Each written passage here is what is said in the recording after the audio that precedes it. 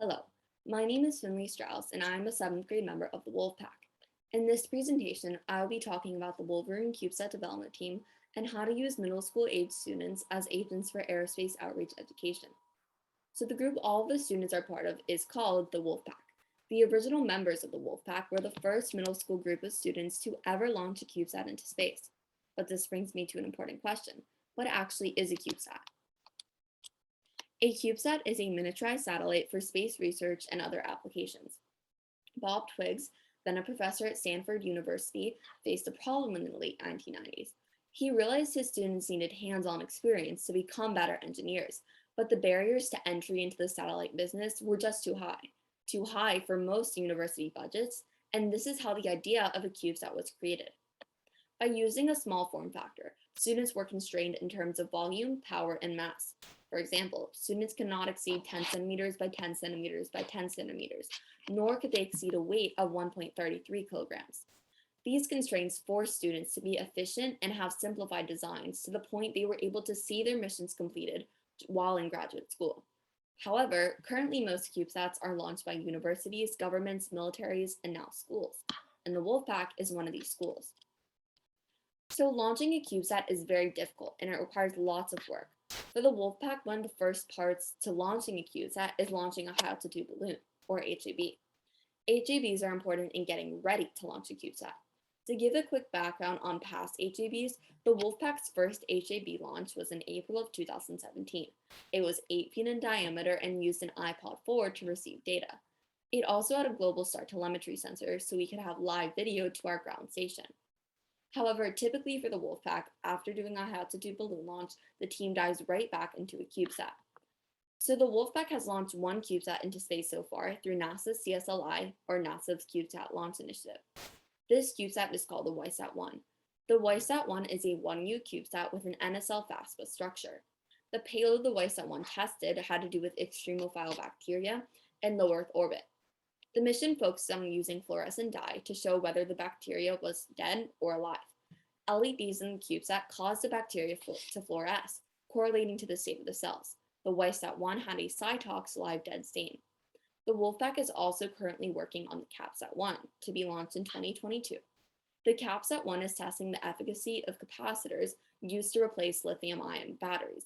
And most recently, the Wolfpack has been focusing on proposals for the WolfSat 1, 4, and 5.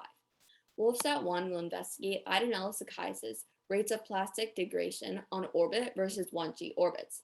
WolfSat 4 will test the efficacy of aluminum oxide as a shield against ionizing radiation. And WolfSat 5 will characterize the viability of rhizobacteria in space. These proposals were submitted to NASA's CSLI in November, and we are expecting results in March.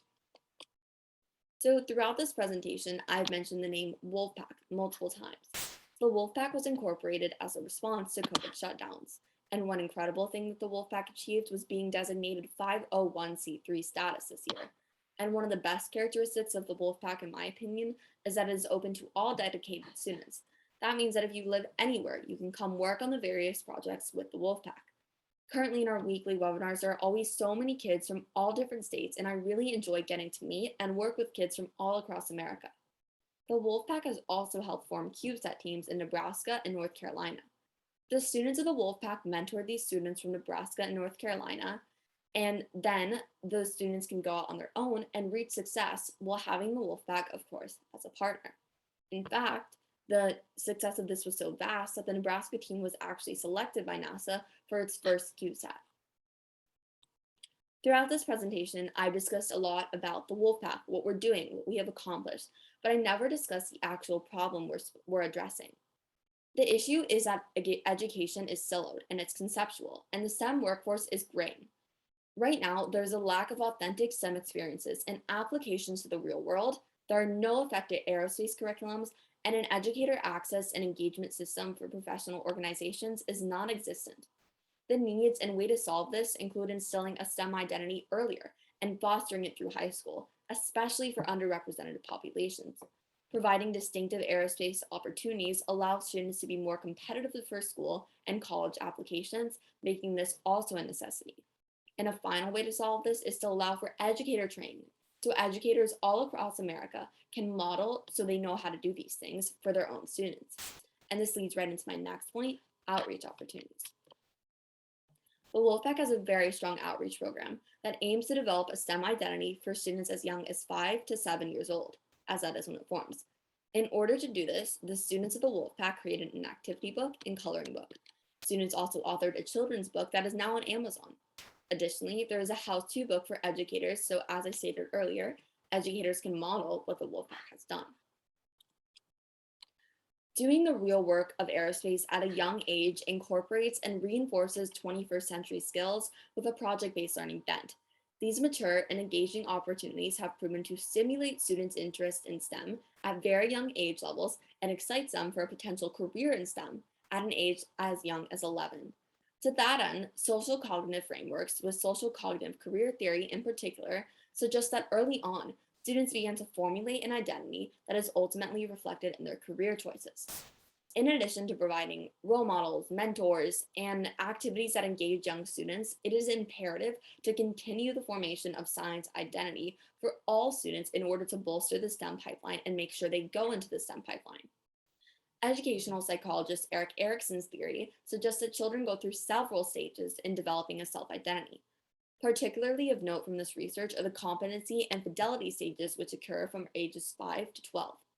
Jellick notes that since students are developing an understanding of what they do well, along with a sense of identity to which they belong, it makes sense to augment classrooms to provide hands-on experiences that provide both group and personal science identity formation. Educators who understand the importance of this vital time will help students from all backgrounds to see themselves as science types early on, which will be especially important for underrepresented groups in the STEM pipeline of the future. This slide shows the student age versus activity rigor of current student experiences. To sum up this table, the activities the students of the Wolfpack are doing match up to a much older age level. Students of the Wolfpack, like myself, are doing incredibly difficult activities and projects, but enjoy them. Nowhere are its students ages 11 to 18 getting these wonderful opportunities. So to solve the challenges of the future, the STEM pipeline must be strengthened. There needs to be engaging products like the Wolfpacks. Engaging students in STEM needs to start at a young age, and a real-world change needs to be made and can be implemented through the ways discussed in this presentation. And to conclude, engaging students in STEM is crucial.